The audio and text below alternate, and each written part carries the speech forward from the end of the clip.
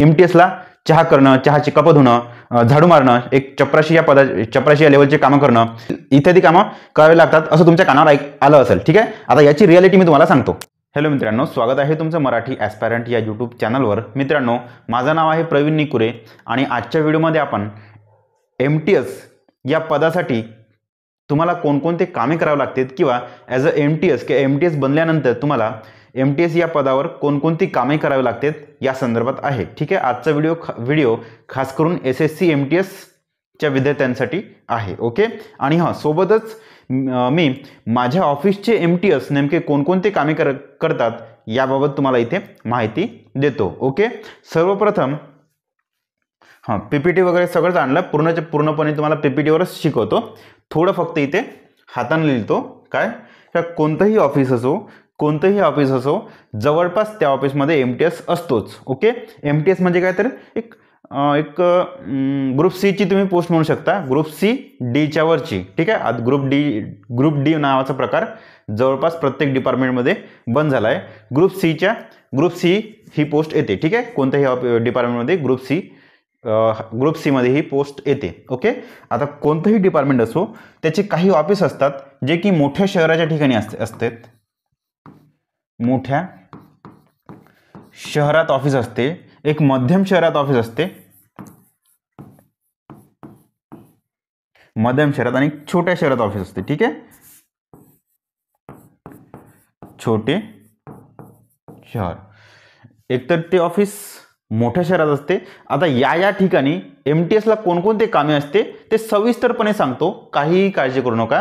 आजचा व्हिडिओ एमटीएसच्या कामासाठी पूर्णच्या पूर्ण सविस्तर आहे, डिटेलमध्ये तुम्हाला माहिती इथे मिळेल. ठीक आहे, माझ्या ऑफिसचे पण एमटीएस काय काम करतात ते पण सगळं तुम्हाला इथे मी सांगणार आहोत. आता हे मोठ्या शहरातले एमटीएस कोणते काम करतात, मध्यम शहरातले एमटीएस कोणते काम करतात, छोट्या शहरातले एमटीएस कोणते काम करतात ते पण सगळं सांगतो. आता मोठ्या शहरामध्ये काही डिव्हिजन ऑफिस किंवा रिजनल ऑफिस राहतात जे की पुणे मुंबई सारखे शहर. मध्यम शहर म्हणजे जिल्ह्याचे ठिकाण,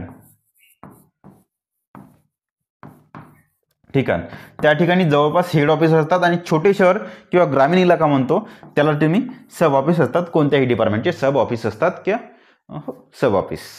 ओके, इथपर्यंत गोष्ट तुमच्या लक्षात आली का? ओके, आता बघा, हे जिल्ह्याचं ठिकाण म्हणजे कोणतं? मध्यम जिल्हा. यवतमाळ झाला की एक छोटंसं ज्या शहराचीच लोकसंख्या 3 लाख 2 ते 3 लाख या दरम्यान आहे असे मध्यम शहर.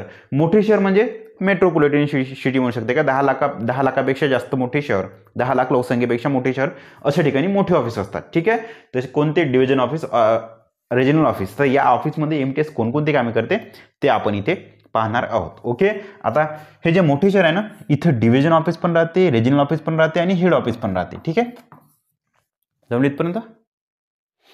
मध्यम शहरामध्ये जवळपास तुम्हाला हेड ऑफिस पाहायला भेटेल, काही डिपार्टमेंट तुम्हाला डिव्हिजन ऑफिस पण पाहायला भेटेल. ठीक आहे, चला आता बघून घ्या.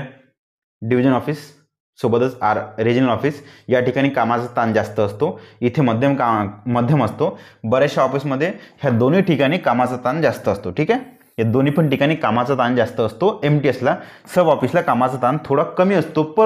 परंतु एक गोष्ट नेहमी लक्षात ठेवा, हे थोडं हे असंच करतो ना, हे जे दोन ऑफिस आहे ना, इथे तुम्हाला काम नेमून दिलेले असतात. ठीक आहे,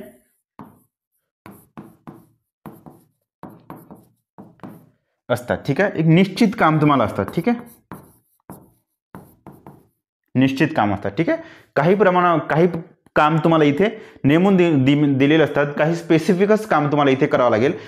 परंतु जे छोट्या लेवलचे ऑफिस आहे, कोणत्याही डिपार्टमेंटच्या खालच्या स्तराचे ऑफिस आहे, मोठ्या शहरामधून जसं आपण खाली उतरत येतो, आपल्या छोट्या शहराकडे येतो किंवा ग्रामीण भागामध्ये येतो.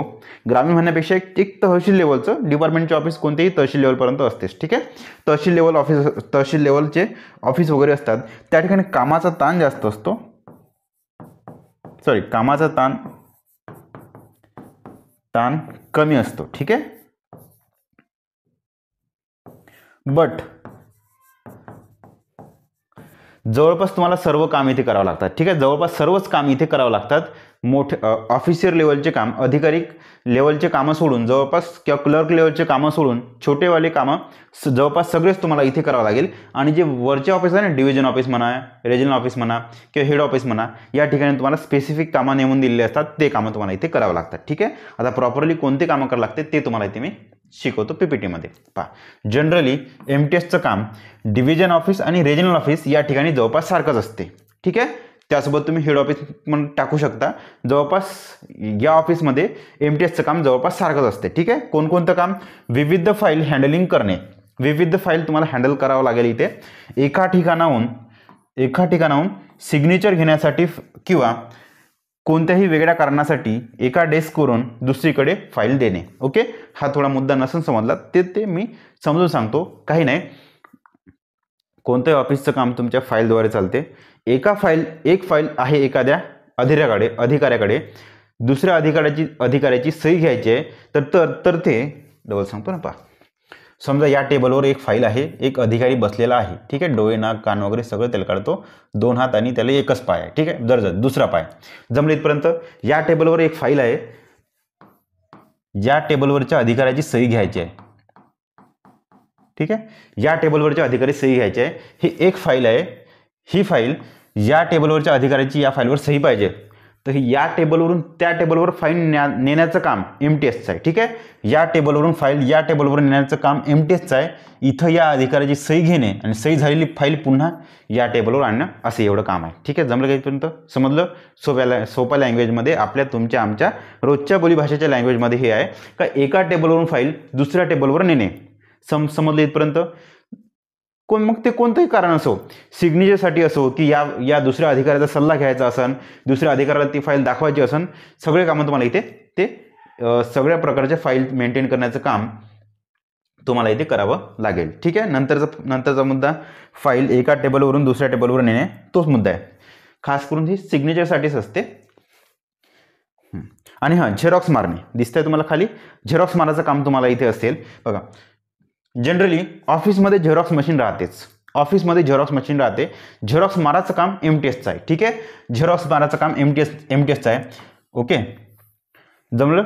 झेरॉक्स मारण्याचं काम MTSचं आहे. आणि सोबतच एखादी क्लर्क आहे इथं बसून,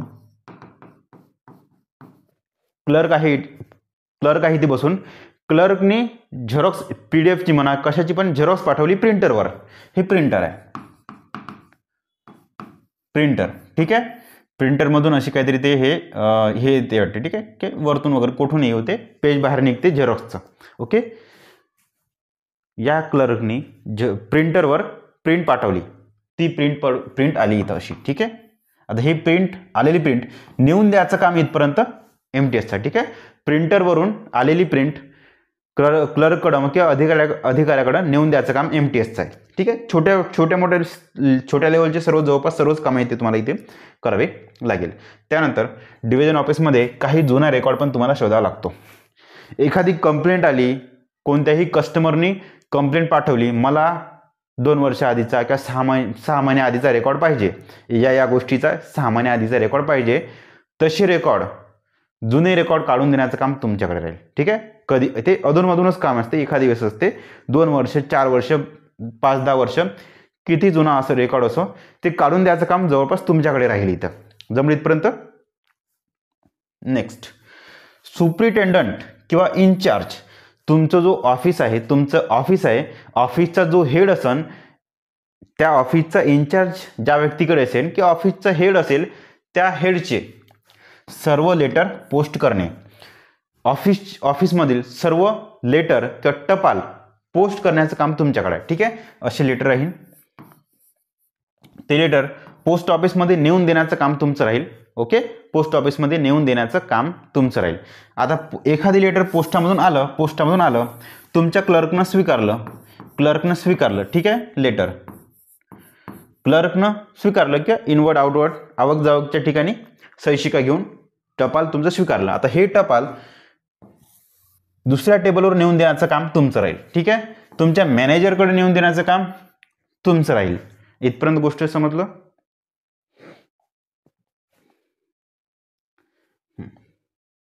सोबतच इतर ऑफिशियल काम करणे, इतर कार्यालयीन कामे करणे, सिनियर सांगतील ते सर्व कामं करणे. सिनियर सांगतील ते सर्व काम करतील आणि हां, सिनियर कोणते कामं सांगतील ते सांगतो. जे ऑफिशियल आहे कामं तेच, वैयक्तिक कामं सांगणार नाही ते. ठीक आहे. हां, संपले इथे काम. इथे कामं आपले संपले. जवळपास छोटे मोठे सर्व कामं तुम्हाला इथे करावे लागतील. आणि हां, महत्त्वाचं मित्रांनो, सर्वात महत्त्वाचं, बऱ्याचदा काही तुम्ही व्हिडिओज पाहिले असेल किंवा बोलचालीच्या भाषेमध्ये MTSला चहा करणं, चहाची कपं धुणं, झाडू मारणं, एक चपराशी या लेवलचे कामं करणं, इत्यादी कामं करावे लागतात असं तुमच्या कानावर आलं असेल. ठीक आहे. आता याची रियालिटी मी तुम्हाला सांगतो. ओके. कोणतं एखादी संडास साफ करणं वगैरे हे कामं MTSला करावं लागते की नाही, याबाबत तुम्हाला भीती असेल ते पण तुम्हाला मी सांगतो. ओके. आता बघा, एक छोटे मोठे कामं जे आहे ना, छोटे मोठे कामं यासाठी एक कोणत्याही डिपार्टमेंटमध्ये एक प्रायव्हेट मुलं ठेवलेली असतात. ठीक आहे. प्रायव्हेट स्पेलिंग भलेही चुकलं असन, बरोबर न असन ते पाहून घ्यायचा. ओके. प्रायव्हेट म्हणा किंवा जे गव्हर्नमेंट सर्वंट नाही अशी व्यक्ती कॉन्ट्रॅक्ट बेसिकवर महिन्या 2 महिन्यासाठी, म्हणजे सुरुवातीला महिन्या 2 महिन्यासाठी देते, जवळपास ते मग ते 2-4 वर्ष 5-10 वर्ष राहते. ओके. असे असते. त्याला डिपार्टमेंटमध्ये एक आउटसायडर म्हणून नाव दिले जाते. आउटसायडर म्हणून. ठीक आहे. आउटसायडर म्हणून जे प्रायव्हेट मुलं असतात, 8-10 5-10 हजारामध्ये, 5-10 हजार रुपये, 8-10 हजार रुपये महिना या बेसिसवर असतात. त्यांच्याकडे सर्व कामं, बाकी छोटे मोठे कामं दिसतात. कोणकोणते? झाडू मारणे, साफसफाई, काही ऑफिसमध्ये चहा करण्याचं काम असते. चहा करणे, चहाचे कप धुणे,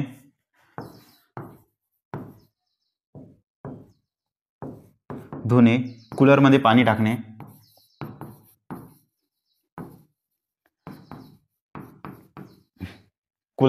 टाकणे, इत्यादी कामासाठी एक वेगळा तुम्हाला चपराशी दिलेला जाईल. ऑफिशियल पोस्ट चपराशी, गव्हर्नमेंट जॉब चपराशी दिल्या जाईल. किंवा जर चपराशी नसेल त्या ऑफिसमध्ये तर प्रायव्हेट मुलं ठेवलेले असतात, ज्यांना ऑफिशियल लँग्वेजमध्ये आउटसायडर म्हणतात. आउटसायडर. ठीक आहे.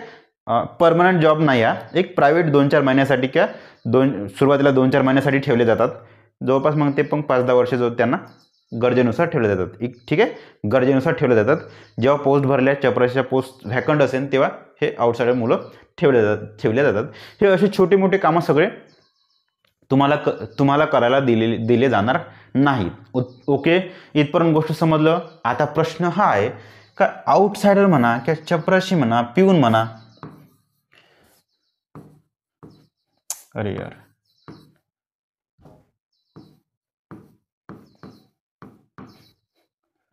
चपराशी म्हणा, व्यक्ती आहे, 2-4 लोक आउटसायडर म्हणा किंवा चपराशी आहे तुमच्या ऑफिसमध्ये, हे सगळे कामं करण्यासाठी आहे. ओके.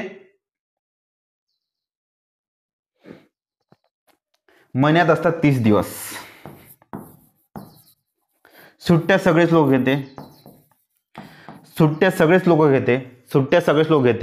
तुमच्या ऑफिसमध्ये 2-3 लोक छोटे झाडू मारणे वगैरे, चहा करणे, कप धुणे वगैरे इत्यादी कामं करणारे आहे.